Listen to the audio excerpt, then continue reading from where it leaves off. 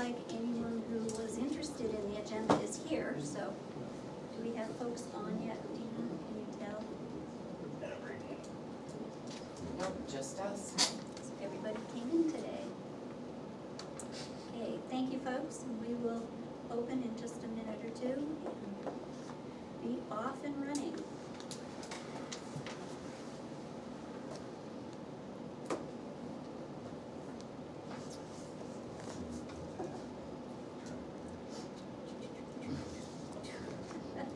We're excited. I know. Very good. It's like the first day of school. It is, you're right.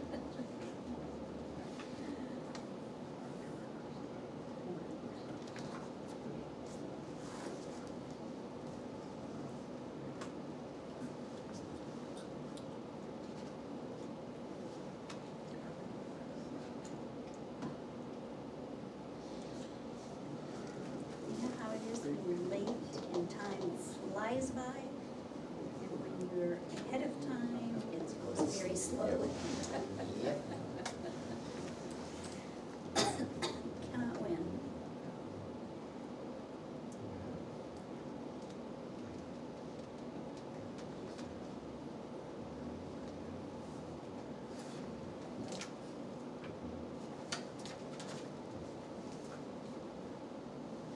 Is Matt sleeping at all yet? Have you talked to him? A little bit, yeah, he came in yesterday and we got to see him and Awesome. Carrie Oh. and Roger. It's awesome. Yeah, so cute, yep.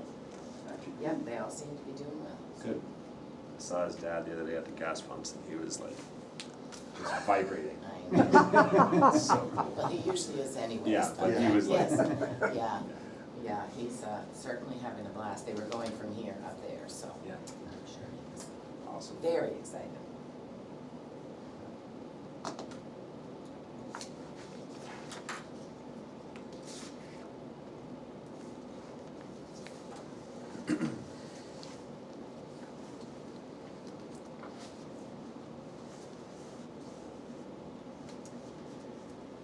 Well, if no one will lash me with a wet noodle, it's 9:14. I'm gonna open September 1st board, select board meeting.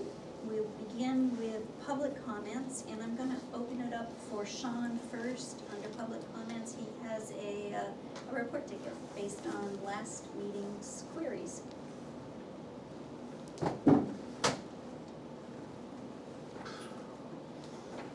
I can give you one, but What's that? you want Here, one? Oh, I'll give Aaron mine. that's right. I have a spare. Anyone else? You got one? I'm good. Okay. Oh, yeah. So this is just a brief rundown of the numbers during monitor time at the pond. So from July 2nd to August 10th were the dates that we had someone working there. There were 11 days that were not covered for bad weather and such, but, so that decreased the amount of coverage. Total vehicles in were 848, residents 663, non-residents 152, and people who didn't stop for the monitors were 76, which I find really bad. You know, these are town employees that were asked to do a simple job, and as residents and or non-residents, because there were residents that did not stop too. I think it's just absolutely disrespectful and uncalled for. I didn't run checks of every plates that were written down, but I did note that, you know, there were people who came to the beach who provided their name. And because I know a lot of people and I know people who don't live here anymore, you know, when you give that name and you don't live here anymore,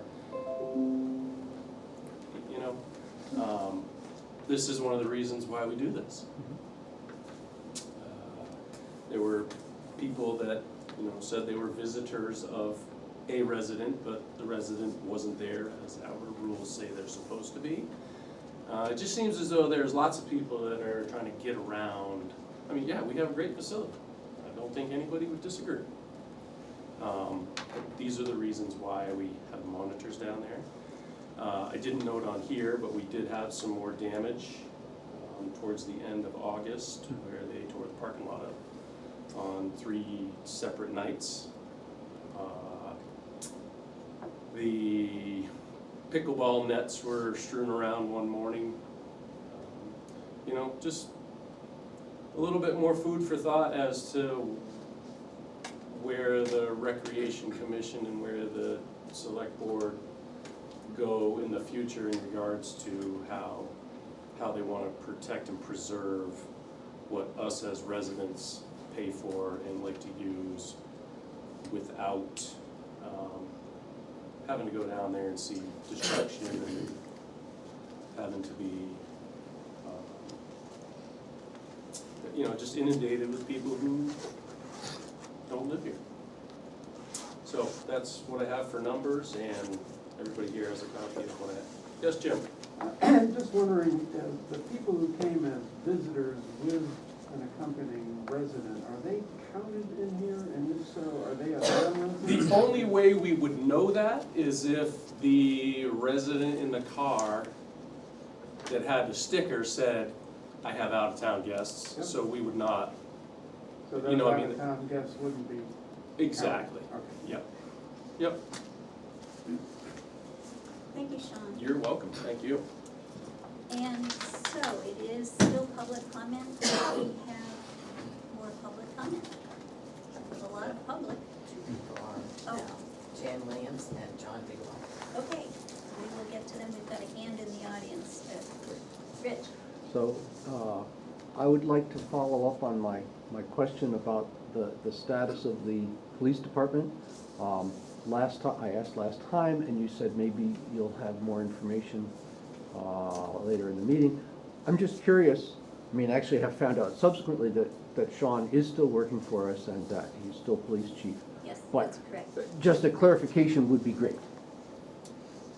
You just clarified. Sean's with us. He's the police chief. Okay. We have an officer, Cam. Mhm. I think some of you may have met him. I know he's been trying to introduce Mhm. himself to people in town. And we don't have anything further than that to give you at this point. So we'd heard that Sean might be retiring, I'm but sure that's, he would love to retire. It is not in the cards. okay, in so, the next so little while. there are no plans at this point to make any There changes? is nothing I can tell you about at Okay. this point. Can I Thank you. follow up with one thing, just to Rich's question, Judy? Yeah. So, 3 weeks ago now, I was at a chief of police conference in Whitefield, and much of the topic was based around the amount of agencies in the state of New Hampshire that are short-staffed and that can't, you know, people are just not applying. Mhm. The state police colonel on that day reported to us that he was 68 troopers down, which is a huge Mhm. hit to the state of New Hampshire. Mhm. A week and a half later, they were 86 down Hmm. because of more retirements. And honestly, I don't know what the number is now. Today, it could be even more. Yep. But 86 state police troopers down affects the manner in which all of the smaller agencies operate. Mhm. Um, Generally, in the past, on days and times that either myself or the second officer weren't working, the state police, they could pretty much be counted on to respond to an emergency. That's not gonna happen right now. On a normal given day at this point in time, Troop F, which is based out of Twin Mountain and they cover from Pittsburgh to Lebanon, they are supposed to have 4 troopers on per shift. Right now, they are usually working with 2 per shift, sometimes 1. So when we've got a trooper that's in Colebrook and he's the only one working, and we have an emergency here, then we're, so that brings me to the point is, yes, I would like to retire. However, number one, I don't think it's fair to the town that we don't have as much coverage. Number two, I don't think it's fair to Sergeant Elliott to leave him as the sole officer working here, and, if retirement is held off because of what I think I'm doing is the best thing for this town, then that's what will happen until we can hire somebody and make some different changes. Good, thank you. You're welcome. Earl, Me? you're up. Where's the county police effort fit in with all this? The county sheriffs? Yeah, So the county sheriffs are short as well, but they generally will not cover a call. So they have certain criteria based upon, so one of their major job duties is, number one, serving paperwork, and number two, they transport all prisoners to court, back to court, and everywhere else they need to go. I mentioned that because a number of years ago, when I guess I was on the budget committee or some darn thing, I was talking with the state police, and it seemed as though if the effort was there, they could be more help to the towns. And I don't know much more, I don't remember much more than that, but at that point I was interested in getting Lyme, Orford, and Piermont together on the police. And the state was very interested in the project and wanted to help wherever they could, so I don't know. It's just for whatever it's worth. Thank you, Earl. Thank you, Sean. Who else in public comment wishes to speak? Wait a minute, I think James. Sure. There are two things I wanted to mention. First, I'm hoping that we can get the 20-mile-per-hour blinking lights for the school working. They really didn't work all last year, and they're not working By right the now. blinking lights, you mean the blinking lights, or do you mean the ones that flash up and say you're going? No, the blinking one, so Okay. right at the edges of the school zone, there are these towers that say 20 miles per hour when flashing. Okay, and that may be a school issue, but I'm not sure. Yeah, it would be great if we could really figure this out, because they didn't work all last year. I mean, personally, I think it's a public safety issue, and, And what's number two? the other thing was just to reiterate, when I was here last time, I'm hoping that you guys will vote on the It's on the agenda. community power, and that's why Jim is here Okay, as well. that's coming up later. Okay. Sean, you had a response to I the blinky did, I lights? just wanted to make note that those signs are actually school responsibility. However, I just spoke with the new principal and the maintenance director at the school. When the prior maintenance director left, they're missing some things. And one of the things they're missing is the key to open those boxes on those 20-mile-an-hour signs. The second thing they're missing is the directions on how to reprogram them. So they're trying to determine, they think they can easily get the instructions, but they're trying to determine whether they should Maybe a locksmith? get a locksmith to come bust them and put new ones in. So they are working on it. Okay, so, but maybe also, if you care to, anyone that's interested could also ring up the school and give them a little reminder that it's still an issue.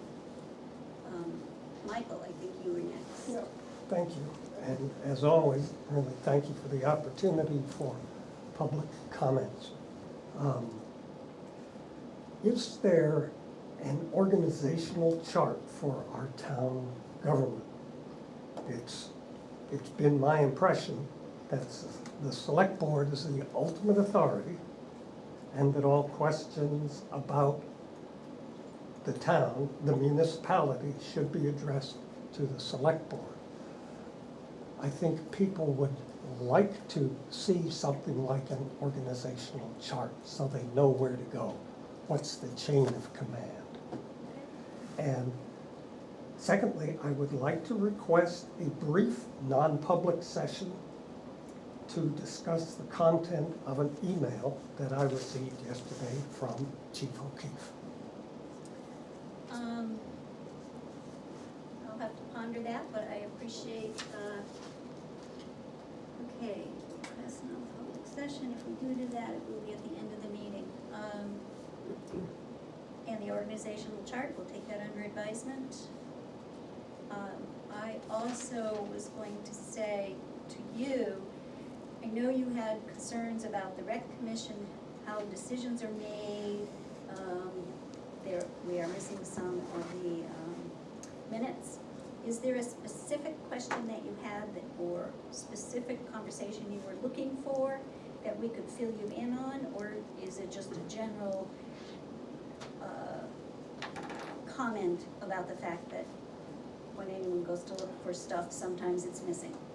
Now that the minutes are up, that takes care of most of the questions. People Okay. can read when and how decisions were made. So thank you for the Okay. update. Sometimes it's helpful instead of just a broad question, if there's a specific question, we can get to that answer. All right, do we have others in the, Lori? If no one else. Hi, I'm Lori Wadsworth. I just wanted to say thank you. I just lost it, but on your agenda for today, you're going to talk about a public meeting concerning the new proposals for the Lyme Common. So thank you for that. And I just would like to register now that I hope that that meeting is a give and take public meeting where. You would like a conversation. I would love a conversation, even around a table conversation, instead of a. I don't think we have a big enough table. Okay. But thank you for addressing that and for It's on our making a public to-do session. list. Thank Okay, you. You're welcome. Dina, do Is any that of what our we folks have for listening the in want to town? speak in this public comment? Yeah. Time. I have a quick one, Judy. And you are, Sorry. But we don't have that today. It's at the very end. Jan. It's oh, at the very Jan. end. Okay, Jan, What go is ahead. Setting a Just, date for Wednesday evening. Reserve comment to possibly respond So to that's your it for discussion us? about RSA 76-16 when that comes out. We'll see how much time we have and where we go, but we do have a response to your inquiry as Okay. to what this board can do, so. Okay, I'm sure I'll have a question after I hear your response. Show support for- Okay. Thank you. Second welcome. what I said. And That's all we have for we have one our other thing person today. online. John. John. Bigelow. Mr. Bigelow, did you wish to speak in public comment? Do you have a comment for us? No, thanks for asking. Okay, you're welcome. Karen? Just a question regarding the conversation to be held on parking. What is the board's purpose for that meeting? What's the stated purpose for the meeting?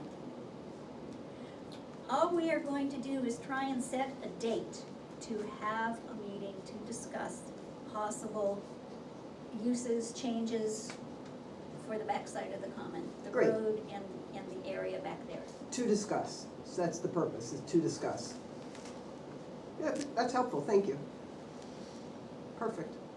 We are not legal eagles here. We're speaking in general terms.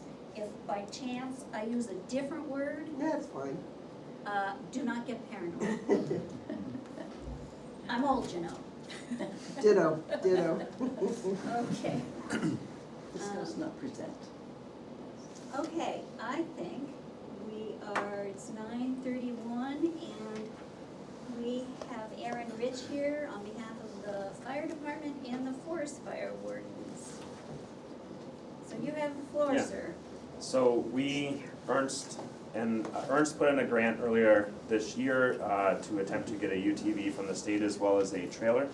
Okay, do you wanna say what a UTV? Yeah, so it's essentially ATV, UTV, they're all-terrain vehicles that go into the woods, last mile kind of response for us. So we'll use fire apparatus to get out to trailheads and use these to conduct search and rescue as well as additional forestry missions, sometimes med calls, and sometimes in bad seasonal weather, we even use them for dirt roads, et cetera, to be able to get people out to ambulances. So Ernst put in a grant through the state of New Hampshire Forestry Division to the federal government requesting a UTV or an ATV. We looked at least 12 UTVs and a bunch of trailers that were proposed. All of them were pretty used up, I guess is the proper terminology. And then one popped up in Pennsylvania. So we put in, with the select board's permission, for a request to say, yes, we'd like that one. Ernst submitted the paperwork, and Brian Roth and I went Monday night, drove 8.5 hours out, stayed overnight, got up the next morning, went to the base depot and brought it back. So the town now has possession of that. Yeah. I've got a couple forms I just need to leave off for you guys to see back end of the first form. I just received it this morning, so I would have emailed it to you, and I know that's like late, but it just came through, so. So it goes to Dina. Yeah, and for the record, Dina has bailed us out. This was a very quick process. When you submit for these grants, they tell you all kinds of stuff about what you could get. What they don't tell you is that, hey, when this piece of equipment becomes available, you immediately have to say you want it, and then you have less than 14 days from the moment you decide you might want it to go and pick it up. And it could be anywhere, so. Did you break the speed limit one time? We did okay. We did okay down the back, and huge thanks to Dina and Jordan. We ran into a couple of blips while sitting in the Department of Defense parking lot, so we got through that. And thanks to the Highway Department and the transfer station for letting us take the F-250 out to pick that up. So it was great. Ran out, no issues, came back, although we did have a minor issue with the roof of the UTV, but such things happen during transport. So it's in our possession. Ernst is going through it, cleaning it, maintaining it, getting it ready for deployment, and we'll go from there. So the town now has it's called a Polaris Brutus. It's very similar to a Ranger. It's a 2-person cab, but it has a PTO as well as hydraulic system in it, so it can use front-mounted PTO-driven machinery, and we're pretty excited to have it. So it's the first all-terrain vehicle for the town of Lyme. And Ernst would love to pick Ben and David's brains, because I know you have a mechanical background and you have tons of experience with UTVs, to kind of discuss our future missions with this, and as we continue to get it prepared, any options that are out there. So it is a unique piece of equipment in that I've never seen a UTV with essentially a tractor attachment in the front. I never have either. I've never seen it. Like, That's a great idea. yeah, and it has, for forestry implications, it has a lot of potential in terms of baskets of supplies and hose and pumps and things like that that we could take deep into the woods. So it is something far outside of anything we were thinking about, and when it popped up, it looked in somewhat rugged condition. I believe that the crew that had it at the facility were driving it back and forth through mud puddles in Pennsylvania mud, trying to make it look as bad as possible. Because there's something about this program where if something sits for a certain amount of time, they may or may not be able to personally get it. There was a alternator belt that was not working on it, and that is, my understanding, is why the Defense Department took it out of use. It's a 2018, it's a diesel. It is in phenomenal shape, and we got exceptionally lucky to land this piece of equipment, because this, being the diesel, we're gonna have some recurring issues over the next 10 to 12 years, but this should be able to be a long-term piece for the Forestry Department, so we're pretty psyched. These are quite important, right? On Bear Hill properties, we had a hunter have a heart attack and serious one, 90% blockage. And unfortunately, he parked his car in front of the gate, which made it even more difficult. But he contacted his wife, and they knew we had him at the place that we used on Bear Hill. I sent, one of the guys drove it down there, and they strapped him on the back of that. He got right to his tree stand, strapped him on the back, and walked him out and saved his life. So Yeah, it's, for us, that last mile is one of the more difficult things that we've been encountering in terms of call volume. They're less frequent, but when they happen, you know, people on top of smarts, so we can use the Joe Ranger Trail to get all the way to the cabin and then just jump up. You know, we have had snowmobile incidents, we've had skiers, we've had hikers, we've had all kinds of backcountry injuries. And having the ability to use a piece of town-owned equipment that is ready to be deployed at any moment is a huge advantage versus our current setup where we've been beg, borrowing, and stealing to get equipment out there. So it's gonna be good. We're very excited to have it, and I think we lucked out. That was longer than I wanted to talk about that, but yeah. I thought you might have had something else Yeah. that you came in for. So the trailer component to that, so we had also applied for a trailer. The trailers, very frankly, are not, I don't think it's gonna be something that we can get through the federal program. We've looked at a number of them. The ones that look good on the inside are completely rotted out, or the hubs are gone, or the Department of Defense, I do not believe, is going to give up on a trailer until it's done. So you're looking for a budget item So for, either, I think the reality for us is we would like the opportunity with the select board's permission to go out and try to raise funds to get the trailer. trailer's nowhere near as expensive. No, we're, to get an enclosed trailer that we're looking at to give us the capability to store search and rescue equipment, forestry equipment, and be ready to deploy. We've received quotes between 15 and 20 fully equipped to kind of have the battery systems we want, the lighting, all the rest of the stuff we want to look at. So we're looking for the select board's permission to go out and try to raise $20,000, up to $20,000 to, this year. yeah, to start that process. So we did fundraising for the fire station, Correct. we've done fundraising for the solar. Yep, We've got a grant, which is great, cause it didn't come from right, Lyme. didn't come from Lyme. So, yeah, Okay, it's our, there is a growing number of people that are building backcountry trail systems, other things that have in side conversations been supportive of us trying to improve so you need emergency to response.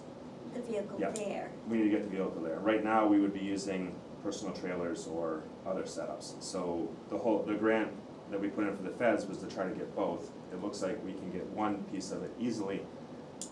The unicorn might come through tomorrow, but what we've seen has not been, I do not believe that we're gonna find this. We got, So this is a trailer to transport To this transport, Polaris correct. to the place where you would yep, take it and go off-road? so we're looking a lot like a, Just a flatbed trailer? well, it will be enclosed.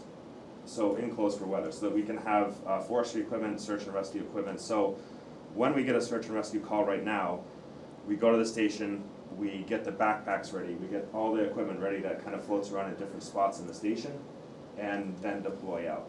This would have all of that stuff in a single location. We would go to the station, hook onto it, and go to the call. So it would shorten our response time, it would reduce the potential for getting out there and saying, where's this? So it will make us more Yeah. ready to respond. And so what's gonna pull the trailer? The current rescue, in theory, will do it for now. The vast majority of the time, we're gonna take our personal equipment, to take it out to the scene, Personal vehicle? personal vehicle. It is at the top end of where the rescue is as far as what we'd be looking to tow. It would be a tandem axle to reduce tongue weight, give us more capability, have a 7-foot ceiling, we're looking at like about a 14-foot long enclosed trailer to be able to store all the search and rescue equipment. It'll be very similar to trailer setups at Hanover and Thetford and some of the other departments are running right now for ATVs and UTVs. We've spent time going through theirs, lessons learned on what we might wanna be setting up. So, How do you feel? If they wanna raise the funds, I have no problem with David. So, Okay, okay. Thank you. and make sure there are lots of thank yous, because this town has It's- contributed tons to. It has contributed a ton, and we've had a lot of conversations, even like preliminary conversations with different organizations as far as the Lyme Foundation, for example. And there is a line in my thought of, is this something that should be taxation driven, or is it something that should be donation driven? And full transparency, I'm not sure. I think there are a lot of situations where there are taxpayers that are doing additional things that have potential to increase call volume, that might wanna contribute to something like this to help. And I also think there's a part of me that says that the town should be funding part of it too. So we're gonna look at seeing what we can raise, and then, And then maybe we'll talk Yep. warrant article or budget item. correct, yep. Okay, And then we'll touch base about the money coming in and where it Yes. goes and all that. Yes, we'll get that much more streamlined, but I think we're pretty good. We've gotten, yeah, we've gotten trained. yeah, we've gotten trained, Semi-trained. yeah. The rescue conversation I have here, I think we can defer to a later meeting, and it will come directly from the only component I wanna add to this is, Lisa Reyes has been the captain of the Fast Squad for 5 years. She would like to step away from that position. And we have had internal discussions amongst the Fast Squad, and another individual has stepped up and is willing to step into that role. So before I start into future rescue options, I wanna go through this conversation with the new individual that's potentially coming in, and make sure that there's no disconnect on what we've all talked about as far as alignment for the future and what he may want to do. So, given that this is the first time this has occurred during my tenure, I don't know what the select board needs from the fire department or the Fast Squad to kind of facilitate that. If you just have their resignation and get an application, that kind of gives you what that person's qualifications Yeah, are. I think we just need notification, I don't think we appoint, that's, Yeah, you do. oh, we do I appoint? believe you do. I You would need a think that was recommendation, internal, a recommendation from them. okay. Well, see, the fire department is under the town, and the association is separate. But the Okay. chief and the head of the Fast Squad are both appointed, yeah. So I will get you, he's more than willing to send an application. This individual, it's the perfect scenario for the Lyme Fast Squad going forward as far as training and everything else. So once we go through this next step, I will pass that along. And I also wanna put like into the public minutes, like Lisa has done a tremendous job during a pandemic and everything else. Like you talk about walking into a difficult scenario for an EMS head in a local agency. That was a extremely difficult time period, and she is looking to pursue further medical training. And as she does that, is finding less and less time for administrative components here.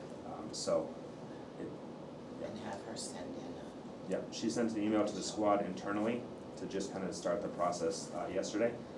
And an individual immediately stepped up that it's a very That's good, great. it's a great scenario. Okay, so you'll need to Yep. keep Dina notified, and she will keep us Yep. notified. So- And, all right, That's all I have for today. I was gonna talk about the other part, but I think it's appropriate to have the I think, yeah, you should new wait a person little chime bit. in, so. Okay. Excuse me, Judy, I just want to say, I was the one who ditched the job and got Lisa into it, so I'm really glad she's finding time for herself, and I'm glad someone stepped up. Yep, it's good.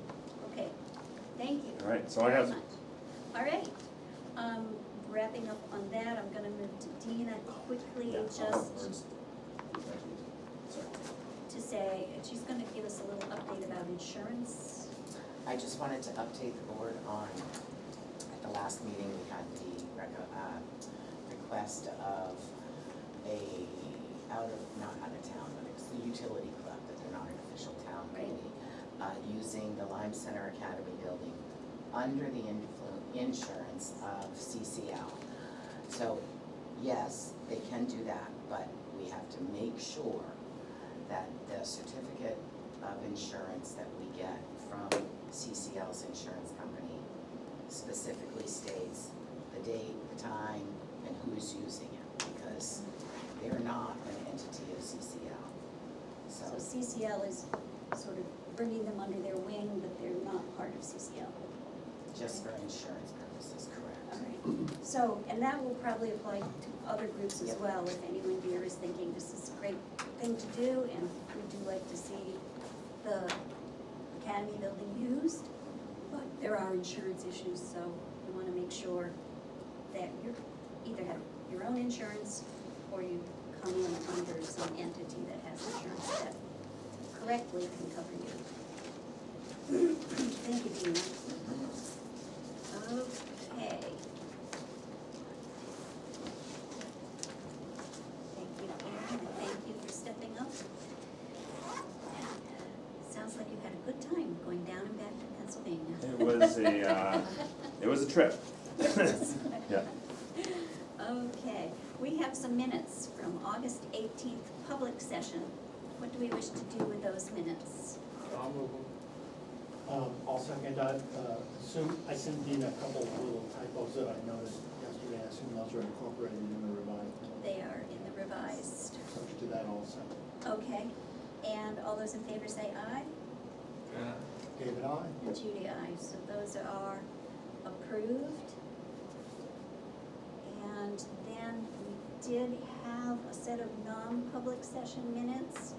What do we, from the same date, August 18th? What do we wish to do with those? I'll move them. I'll second.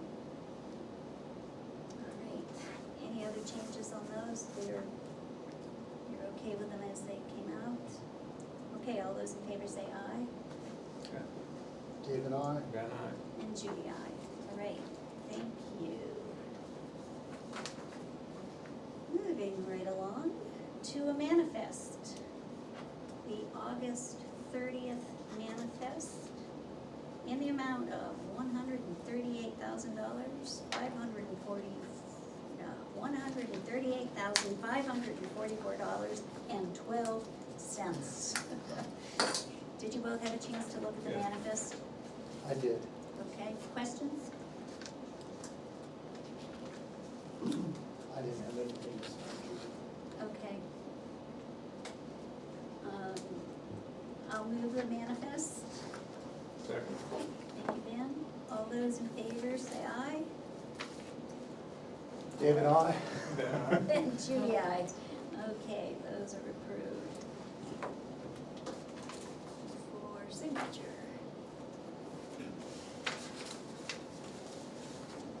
Minutes, done the manifest.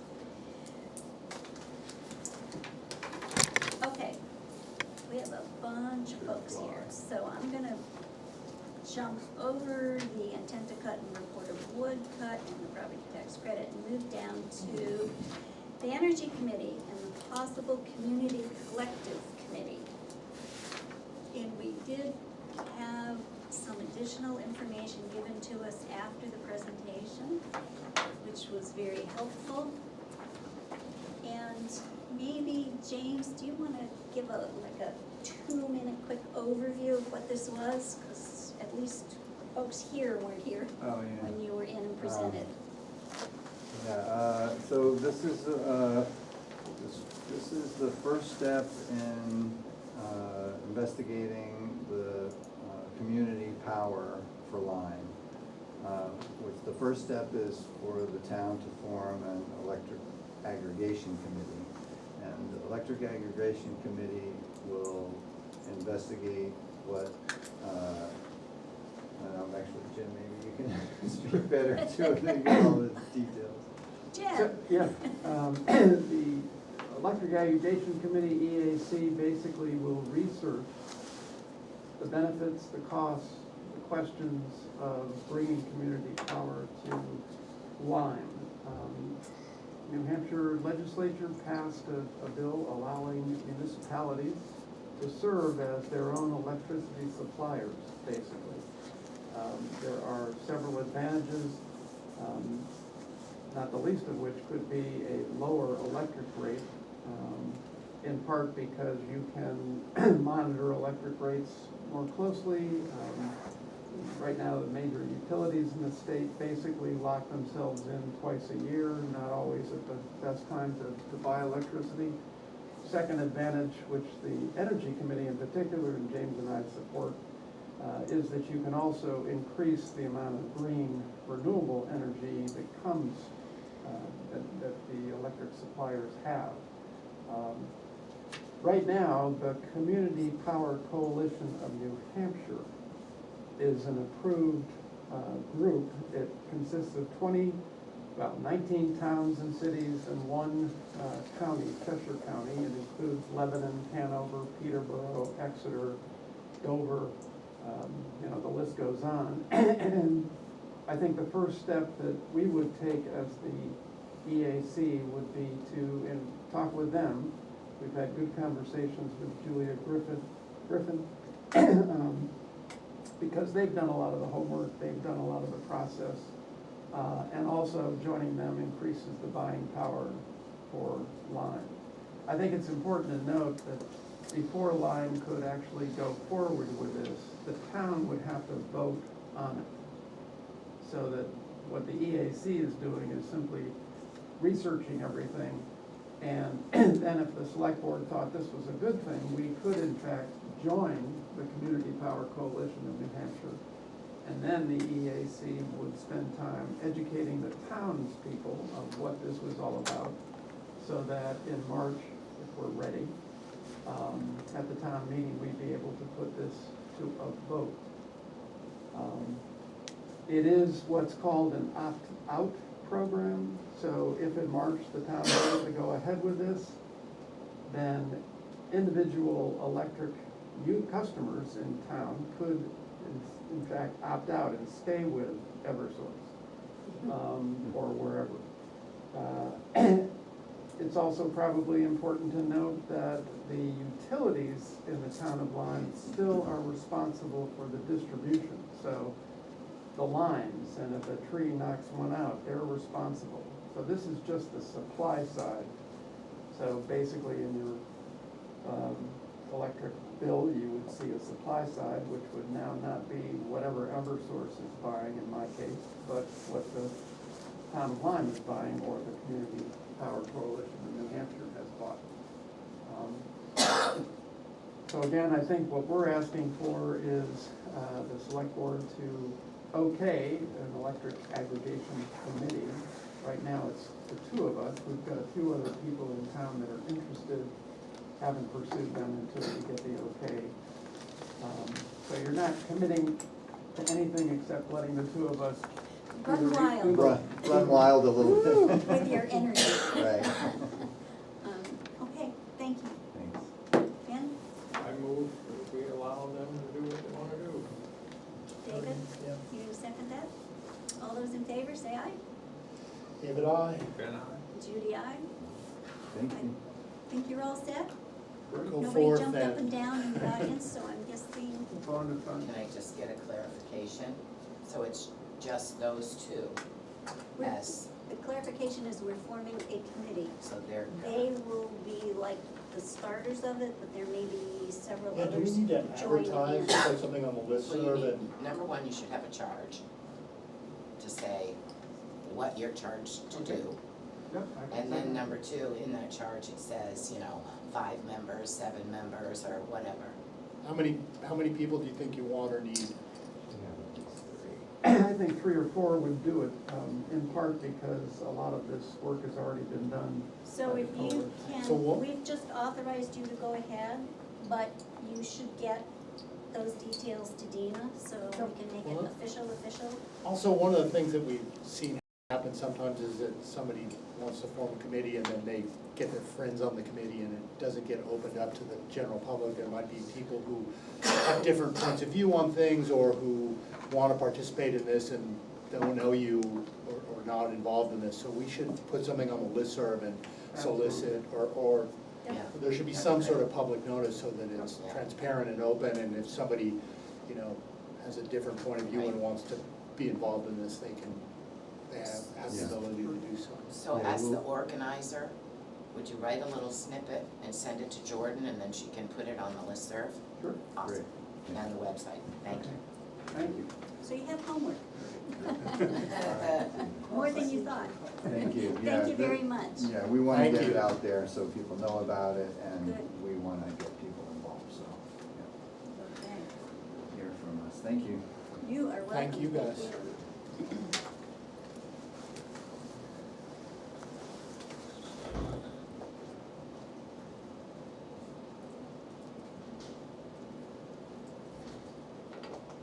Sorry, I'm just making a note. Hopefully enough words that when I go back, I know what it means. Okay.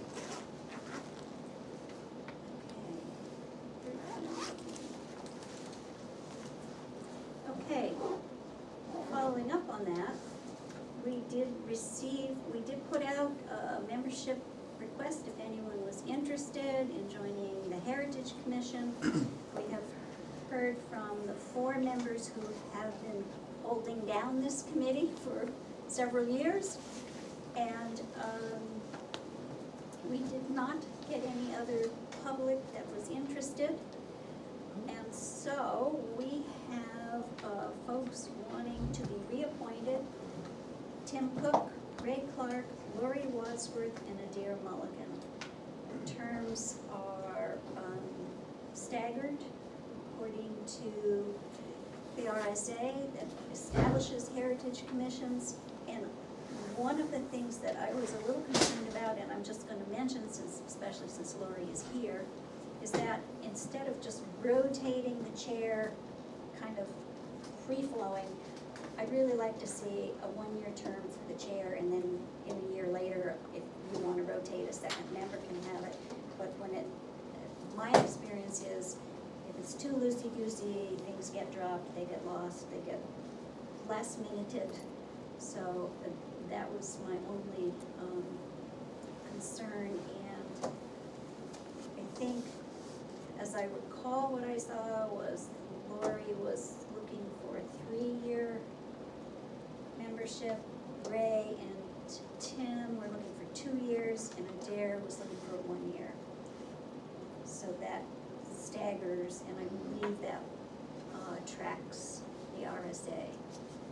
If anyone is interested, the Heritage Commission RSA is section 673:4, A, B, C, and D. Did you want to speak to that, Lori?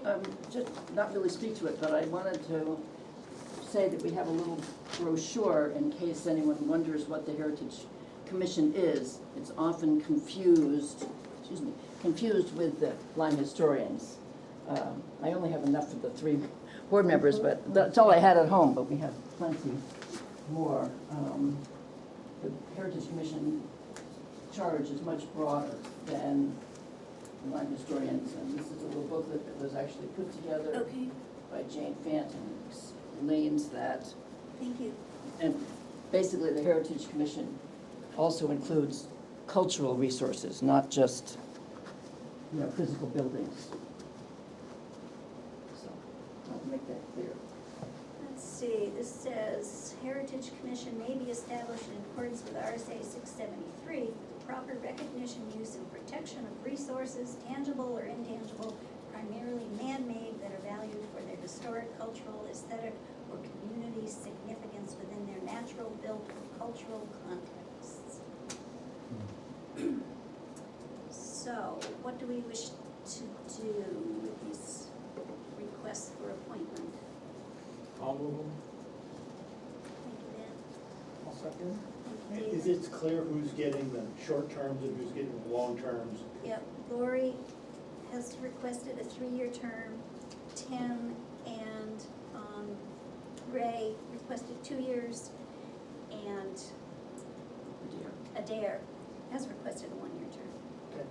And then if she wants to go again, then there's supposed to be 2-year terms all the way around, is my understanding. So then she would be a 2-year term. When Lori's term is up, I think she would be a 2-year term, but hopefully they would stay staggered. Okay. All right, those in favor say aye. And I, David, aye. Judy, aye. It's unanimous. Sorry, who moved it a second? Ben and David. Thank you. Okay, I'll get that to Patty. that would be great. Thank you, and we're gonna do the one-year term for the chair. Response to the RSA 7616 question, is Jan still on the meeting? Okay, my understanding is that reading through the RSA, and again, I'm not an attorney, but it seemed to me that what the RSA indicates is there is a process, you make an application for a tax assessment abatement based on information that you may have, or think you have, about the assessment being not correct. The town has hired an assessor who's considered to be a professional, who does the townwide assessment every 5 years, and in the interim does pickups and so on and so forth, and then makes a recommendation on each application for an abatement. And the Board of Selectmen looks at the recommendation, looks at the attached information related to each property, and makes a decision based on that, whether or not to approve or deny the requested abatement, or make some other decision, perhaps partially abate, but not the full abatement. The next step for an individual, if they are not satisfied, or they're not satisfied but not willing to accept the decision of the board, is to apply to either the Board of Tax and Land Appeals for a hearing, or Supreme Court, Superior Court in the state of New Hampshire for a hearing. I did not see any leeway for this board to then say, certainly anyone is welcome, we welcome you to come in and talk to us, tell us what you think is wrong, but we do not believe we have the authority to change the decision we made. In a subsequent year, if you continue to feel, if you decide not to go to court or the BTLA, you continue to feel there's a problem, you can file again as soon as you get your tax bill. Now, Dina, you were reaching out to town council. Did we hear from town council? We have not heard from town council. So I can't give you a legal definitive answer, but in reading through the materials, I don't see that we have the ability to go back and say, gee, we're sorry, and we're gonna change it. Now, that's my read, and mine only. I only wanted to clarify that you could change for an error. Yes, I'm Error sorry. made. I'm sorry, yes. I had that in my notes and I skipped right over it. I'm trying very hard to be very specific in my language. Yeah, I know. So that is where we are. I don't know if Ben or David want to speak to this or not. And I know that Jan said she was going to have a comment. So Ben or David, either of you? No? Okay, Jan. As you heard me say already, I guess, based on your reading, and I'm sorry that we don't have the legal opinion, which I think you were gonna seek, and, I think that would be We have saw help- it. We have helpful saw at it. this case, because I read the RSA differently than you do. Your process allows no recourse within the town for any resident who disagrees with Todd's recommendation. And I've gone through the reasons for that before, so I'm not gonna reiterate them now. However, I just wanna point that out. I think it needs to be made clear that while your willingness to speak to residents after the fact is on the surface well-intentioned, it doesn't hold any water. I think that's just, doesn't look good. Anyway, I will leave it at that. You've heard what I have to say, and that's it. Okay, thank you, Jan. If and when we do hear back from council, and I know we've reached out on more than one occasion, we just have not gotten a response. If we get a response, we will make note of it at a meeting. But, and we do apologize, but That's where we are right now. Okay. And let's see, we've done that. All right, we are up to, well, I'd like to take the next two things, I think they're gonna be a little bit of a conversation, and then we will go back and do the intent to cuts and woodcut and property tax relief. So, I don't know if Ben and David and Dina have looked at their calendar at all, but we had talked initially, probably a month or two ago, about setting up a public information meeting in the evening. I think possibly we talked about a Wednesday to have a discussion about the back of the common and the road that's commonly known as the back of the common, and parking, curbing. Does it actually have a name? On the common. On the common. On the common? On the common. Okay, so not back, take out back. Backside. Okay, so I would suggest a Wednesday, I would like to see us do this in September. Budget committee meetings begin on Wednesdays. The first one is the 14th, but then there's not another one till October 12th, so the 21st or the 28th are potential days that might be good, or it could be early in October. Well, I'm busy on the 28th, I have. Okay. What is your 21st look like then? 21st is fine. And what does the 5th look like for you? October's fine. Okay. How about you, David? Yeah, the 21st works for me, 5th is uncertain. Okay. Well, Probably okay, but I'm not no. And Dina, what does your calendar look like? Those look fine at 9:21 at 6:30, 7, what is everyone's pleasure? I know, it's, once you get in the evenings, some people are busy, some people aren't. Right. Sean? I vote for 6:30. All right.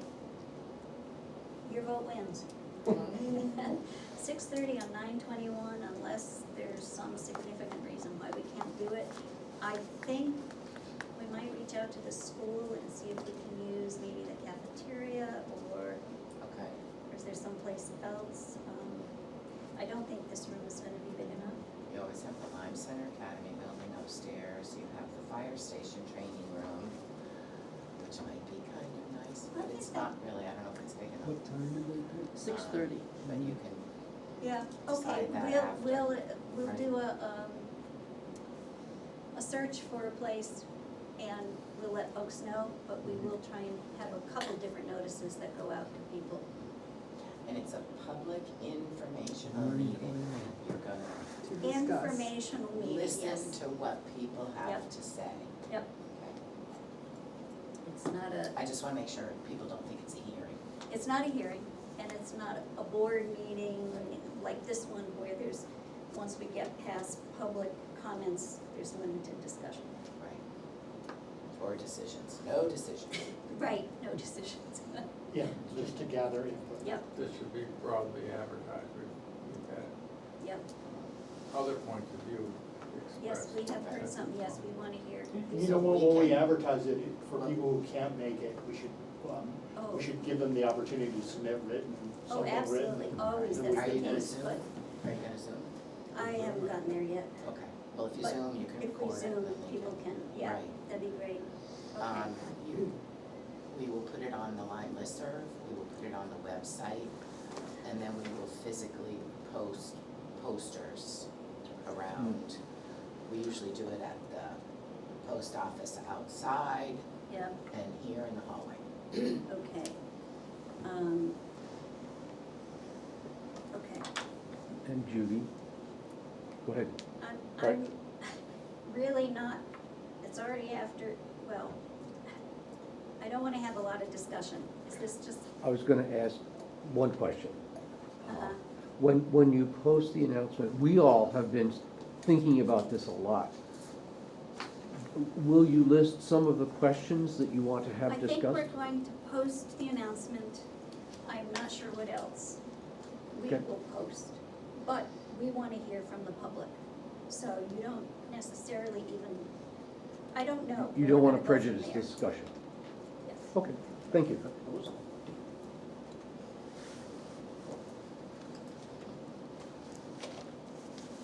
All right, moving on to general, very broad general, because it's way premature. Budget goals. The only thing I have is, 9/21/60. the only thing I have is Social Security right now is predicting somewhere between an 8 and 10% increase. So the last number in that range was 9.6%. So, if everyone was to get, all the employees were to get a 9.6% increase, and we just heard from the fire department, there may be needs there may be other needs, it could be an impactful year this year on the budget. So just be thinking about where we're going. I think Dina is gonna have some budget numbers for the select board to start looking at. And as I said earlier, our organizational meeting of the budget committee is Wednesday, the 14th.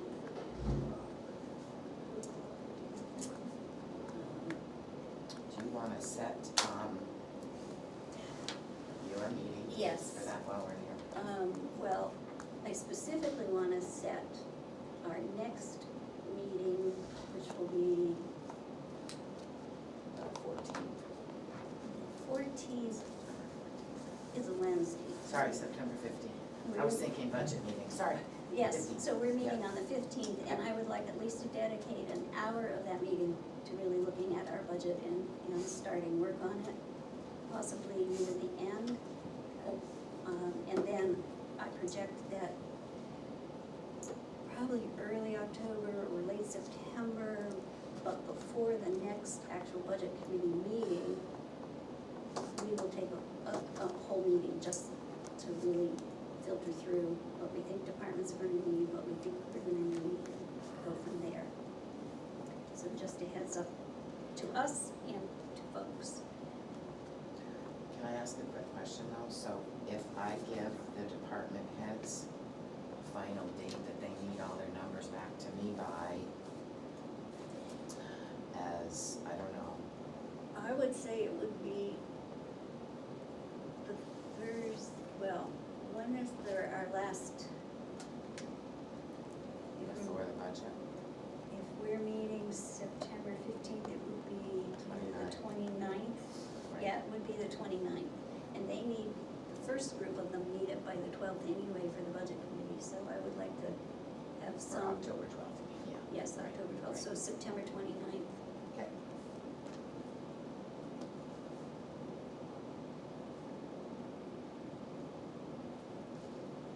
They're always welcome to come in earlier if they know what they want earlier. Yes. Yes, yes, yes. Okay. So moving back to where we jumped ahead, intent to cut. We have an intent to cut. William Nichols, 680 Dorchester Road. Ben, did you have a chance to look at that? Yeah. No problem with that? Okay. I'll move it.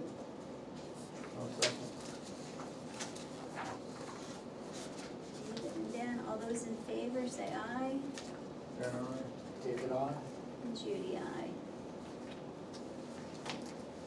Is this Mr. Nichols? I don't know if those are in the right order, but. Then we have a report of woodcut, also for Mr. Nichols. of $903.41. That one, it's not this one, it is this one. Yes, it is. Of course. We need to sign these, do we? We don't need to approve these, do we? Yes, that's because you're warranting the money. Oh, donkey. Where those little tabs This are. is, Ben, did you look at this? Yes. Okay, No, they all look fine? Okay, so I'm gonna move that we approve William Nichols for $903.41, Paula Townsend for $456.78, and William Reeves for $2,302.63. who's the logger on Reeves? I can't The see. logger Let me see. on Scott Royal, Reeves, is that what it is?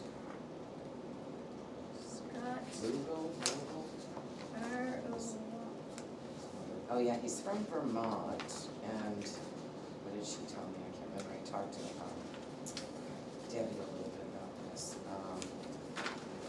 I can't read Yeah, this he was name somebody either. who I had never heard of, so, It's a man, yeah. and we've never, I think we've never had one from him, so.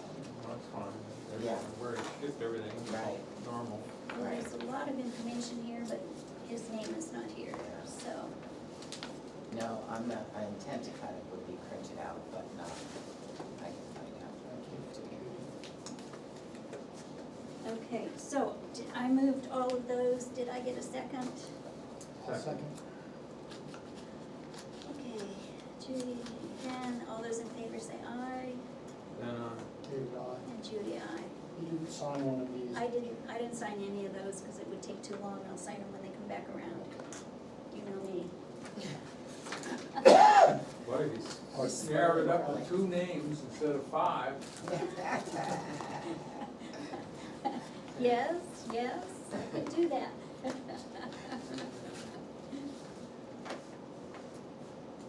Okay. Next, we do have a property tax credit application for a veteran exemption. And, this individual was in the Vietnam conflict. And I believe that Jordan and Dean both have reviewed this, Yeah, he qualifies. and he qualifies, this individual. So, you guys had an opportunity, I think, in your packets and by email to have a look at this. What do you wish to do with this? I'll move it. Good fun. I'll second. Thank you, David, thank you, Ben, all those in favor say aye. David, aye. And I, Judy, aye. Okay, this one we have to sign in one place.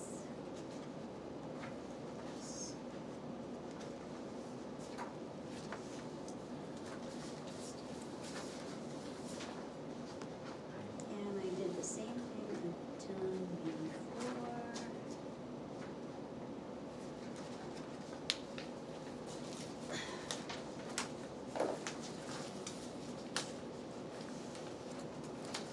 And,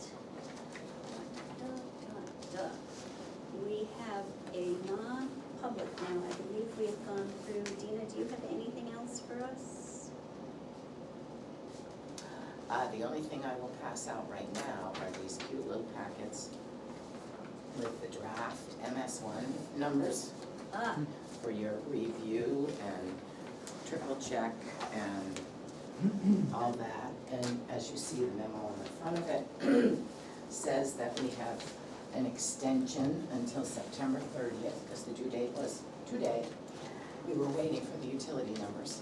oh. We have those now, everything's in there, it's draft.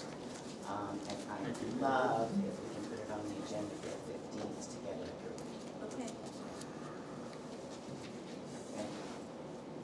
great, so guys, This look you at just this. handed me, This this is is your MS1 draft, MS1, and it has all the info that was used to produce it.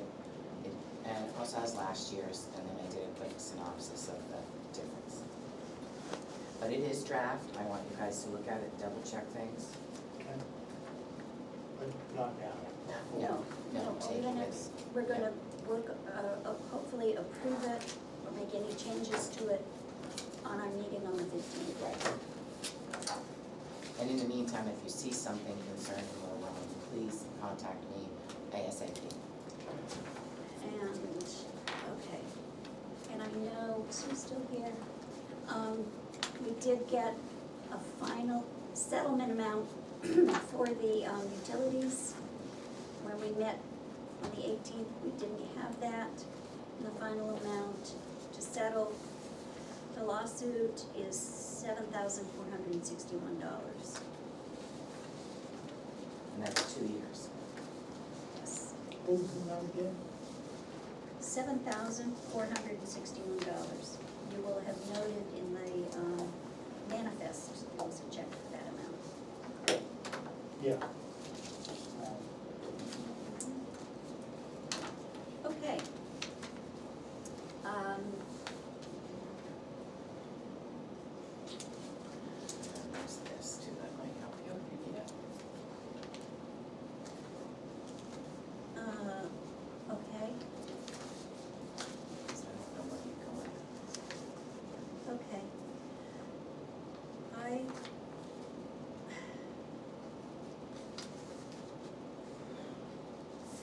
I had a non-public that I wanted to do.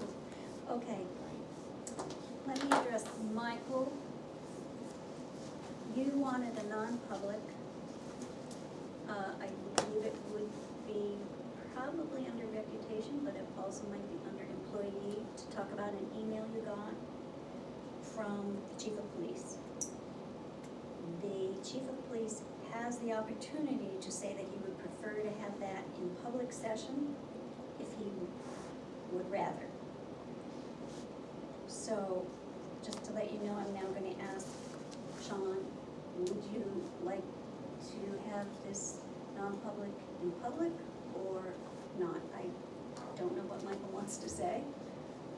No, I think I would prefer to be in public session. Okay. All right. So, you have the floor, Michael.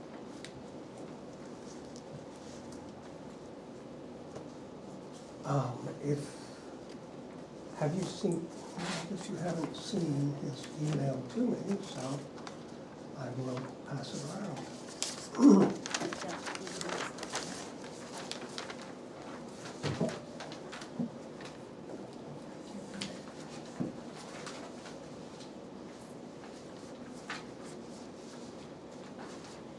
Thank you.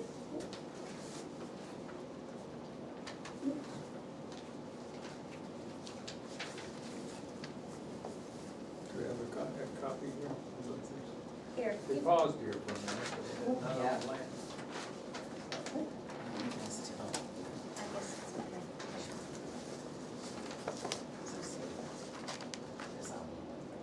Yep. Okay, Michael. As one of the school crossing guards, I requested last winter that the solar-powered 30-mile-per-hour radar reminders north and south of town be restored to working conditions. I and other crossing guards believe that drivers do not slow down to 30 in town or to 20 in the school zone. It's been determined that the radars need new batteries, and I'm sorry it took so long to locate batteries. Sean also mentions that replacement batteries cannot be purchased until they're budgeted for, but I believe that existing funds may be available within this year's police department budget. Not being aware of any announcement that Sean is still chief, I did ask the select board whether the town purchased speed trailer could be deployed during the first few days of school. Looking at the second series of numbered paragraphs, in number 1, Sean complains that me, quote, going behind his back was inappropriate. Is it, in fact, inappropriate for a resident to send any question about town operations to you, the select board? And in number 4, isn't it true that town departments can shift line item amounts around as needs present themselves and the overall balance allows to cover unforeseen costs? Top of page 3, Sean wrote, "I am disturbed that you have insinuated that school safety and the safety of our children is not a priority for me. That couldn't be any further from the truth." Well, I think this statement is far from the truth, as my email to the select board suggested or insinuated no such thing about Sean.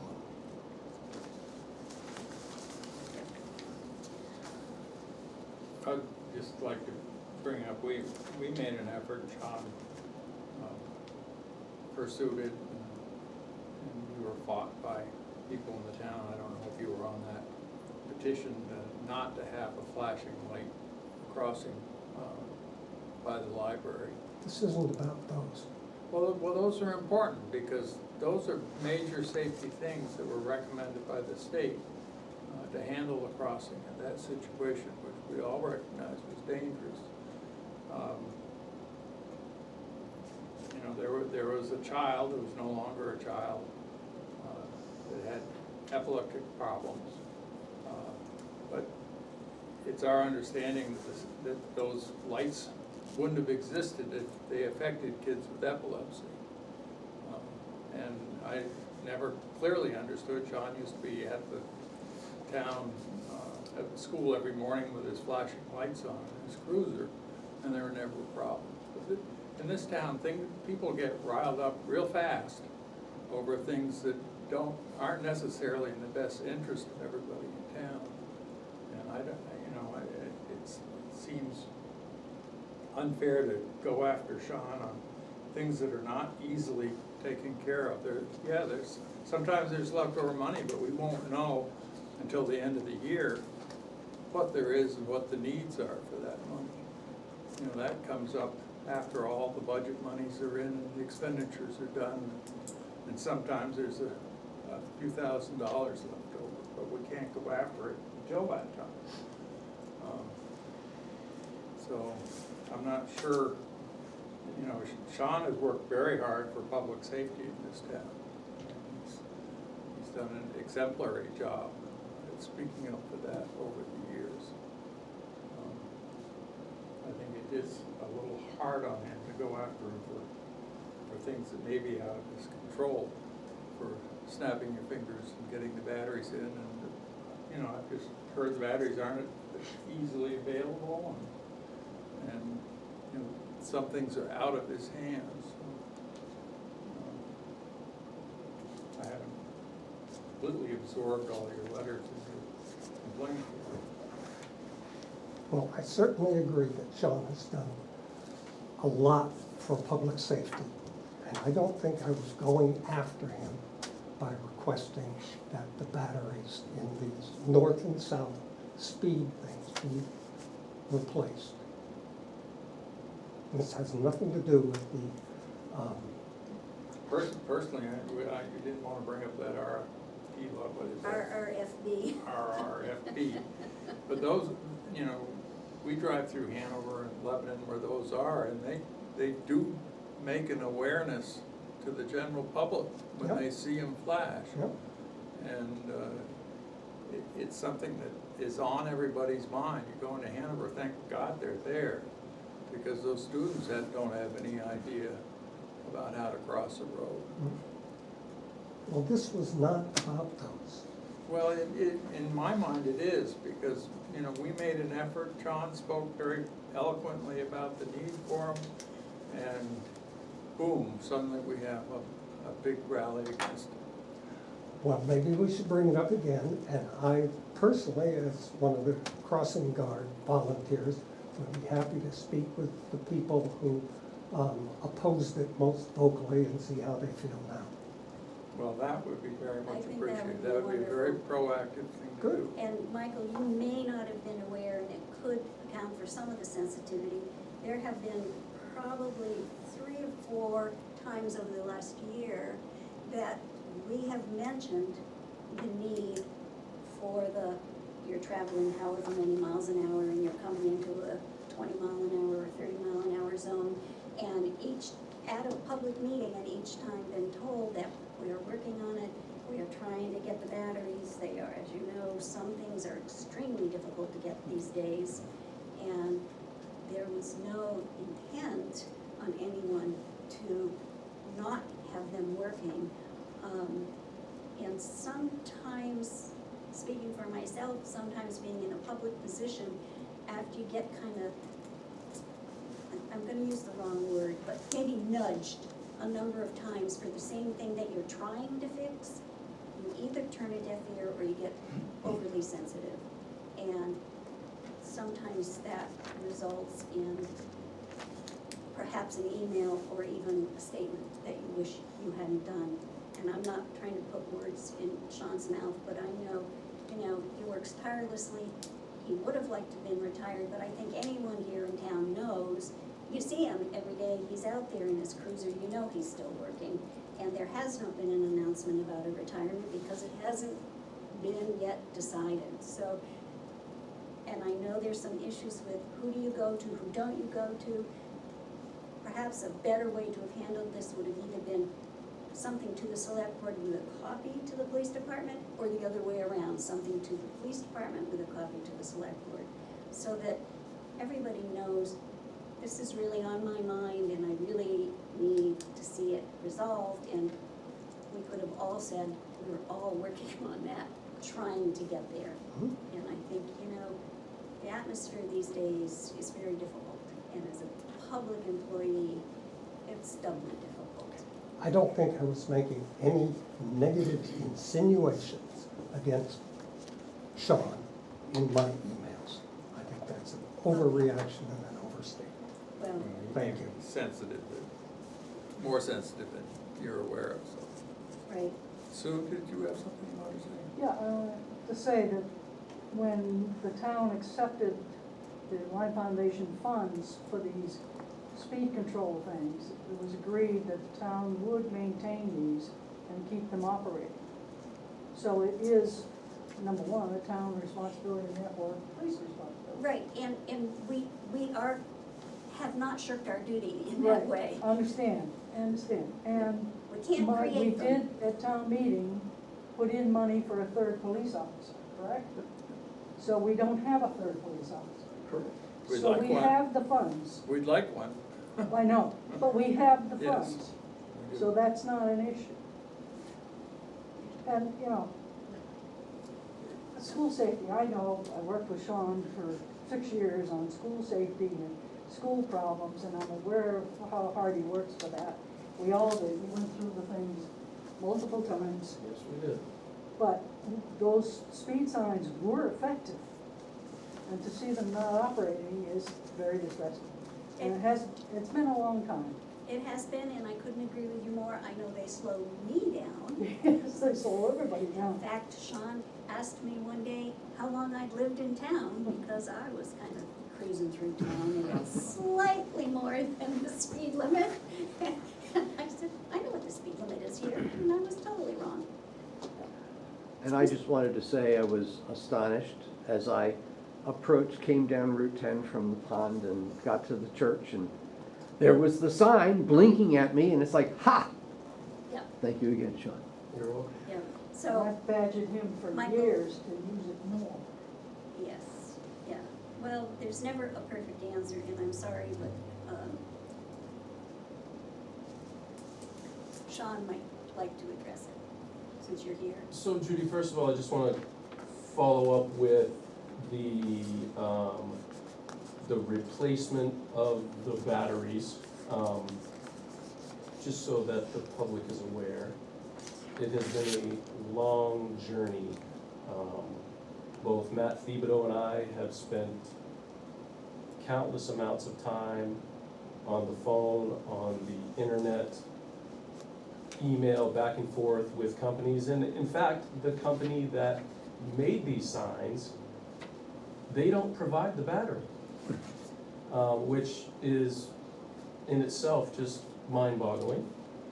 So after months and months of both Matt and I trying to figure this out, Matt's a pretty clever and ingenious young fella. He was going to try to put together his own battery pack to make these things work.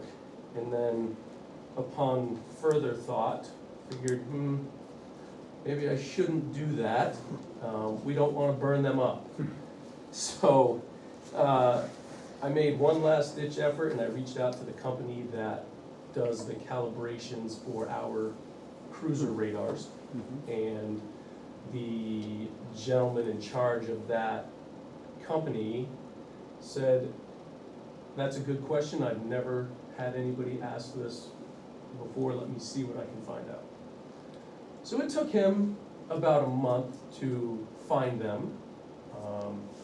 He told me what it was gonna cost, and I said, fine, order them. So at a cost of $1,300 for 2 battery packs, which seems fairly outrageous. But given the fact that I think they came from the Midwest, we now have them. Matt is the person who has taken these signs apart several times. So he knows how they go together and how they come apart. That's an endeavor that I don't want to dive into. Matt comes back on Tuesday, and they will be up and running Tuesday when he comes back. So there was a baby delay. There was a baby delay, yes. Sean, Yes, David? you know, with all the supply chain insanity lately, like when something breaks at my house now and they need to replace it, I just ask them to buy 2 and I stockpile them because otherwise your AC goes out and it's out for 6 months while you're waiting for whatever part it is that wears out. I wonder if on these batteries, if this is sort of a recurring maintenance item and if we have the funds, even though $1,300 is a lot, if we maybe ought to buy it, order another set and have Matt store them over in I had thought about that, but the life expectancy of these batteries, that's a because they are also solar charged, is a 6-year cycle. So I think to have a second set sitting around for 6 years, they're just gonna they're gonna wear out. Okay, not that's be, fair enough. so it, maybe at year 4 or year 5, Let's make it, if We- we can make some kind of note and some kind of schedule. exactly, we predetermine and order those, A reminder. so that they're here. That'd be great. Well, you could have gone down to Hanover and make theirs not work. Don't suggest that. Knowing that their signs are newer than ours, they probably don't even work. The batteries are different. And I wanted to clarify with Michael about the budget item. So I did say in my first paragraph that, we have them, but it was an unbudgeted expense of $1,300. Later on in my letter to Michael, I explained to him that because it was an unbudgeted item, that, these are things that I'm gonna have to explain to the budget committee, regardless of whether we have money in the budget or not. Just because we don't have the 3rd officer yet, and I haven't retired, I think it's still important that when these items happen, and yeah, I knew we had the $1,300, that was not my problem at all. I would have spent $2,300 on the batteries if that's what we had to do. But just the process of how department heads, generally, at least this department head, like to explain to the budget committee what we spent and why these extra items were put in there. This year, I not only had that item, but we have a computer and a new computer software program that, thanks to the lovely neighboring town of Hanover, has now cost us an additional $8,000. So there's gonna be, even though we have that money in there, we may not have it in there. We may not. And, I would like to Michael made the comment that, that he wasn't going behind my back. And while I accept that, I also want it known that, Michael's emails to the board, were of the nature that he didn't get an answer from me, and he didn't get an answer from Matt. So he went a different route. But had he asked, he would have gotten his answer. Thank you. I would like to bring something up, slightly connected, but not exactly. Michael, I would love it if you not only talked to the folks who had the issue before, but perhaps we could reconstitute a small group of people to look at trying to have that RRFB installed. And let you be the point person on that, because perhaps coming from someone other than a select board member or the chief of police, we might get a better response, and I think we are all extremely concerned that that is probably the safest thing we can do. And anyone crossing at that crosswalk can push that button and hope, at least from my experience in Hanover, when those flashy lights come on, pay attention. I'd be happy to do that on a volunteer basis, and just a very informal discussion, group discussion or committee, nothing involved, nothing official. I might add that we do have a new One school sec, Tanya. principal. Yes, we do have a new Who is, principal. appears to be very engaged and of strong safety minded. He has been out there these first 2 days of school, and I presume that he will be out front, taking it all in as much as he can. And he seems as though he wants to make things work and be as safe as possible. He is forever indebted to Michael and James and Rich, as I am, for being out there on the days that I am not. It's a pretty arduous task on any given day, but when the temps are below 20, and sometimes below 20, it's difficult to be out there and do what you're supposed to be doing and concentrating on that while also trying to stay warm. And I'm sure that Michael and Rich can both attest that it chills me when the kids show up in shorts and t-shirts when it's 20 below zero. But they're teenagers. But it happens every day. Right. So, without them, the school would be in the process of trying to hire someone, or any of those such things. And, they do a fabulous job, and Dan O'Hara, who was there before Rich, did a fabulous job. And I think it's good for the kids in the community to see that not only the police are out there, but, other gentlemen in town that are donating their time to make sure that these kids and parents are safe getting to school. The afternoons are a little more challenging, but I think Sergeant Elliott is working on that with them. So hopefully we'll have an all-around safer year, and It's good, it's things good will to move, see. things will move forward. Thank you. Thank you. This has been quite an easy thing and a natural thing for those guys to do. That's how we got started as volunteers. And I enjoy it. Mr. Bigelow, did you have a quick comment? Yes, thank you. Can you hear me? Yes, we can.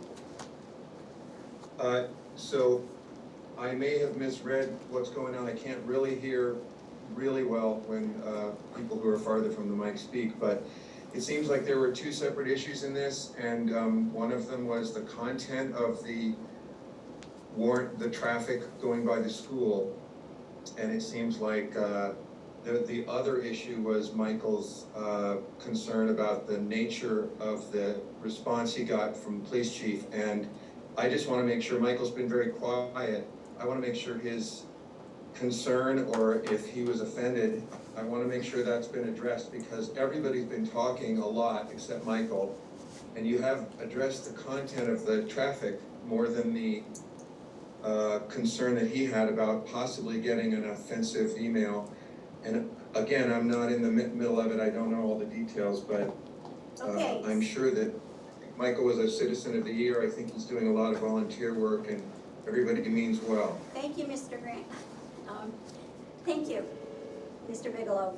I would say, first of all, we know Michael is not shy, so if he wasn't having his questions answered or didn't feel satisfied, he would so say. And I will now let Michael have the last word. Thank you. I think this was a very productive discussion, and I think Sean and I were each mildly offended, and that it has been cleared up. Excellent, thank you. That's the best way to do it. Appreciate it. They're shaking hands. You can't see it, but they are Thank you, shaking sir. hands. Very good. And now, I believe the public session is coming to a close, and we do, it's 10:48, and we do have a non-public session that is related to subsection A, an employee discussion. So I'm gonna move that we close the public session and go into non-public session at 10:48. I'll second.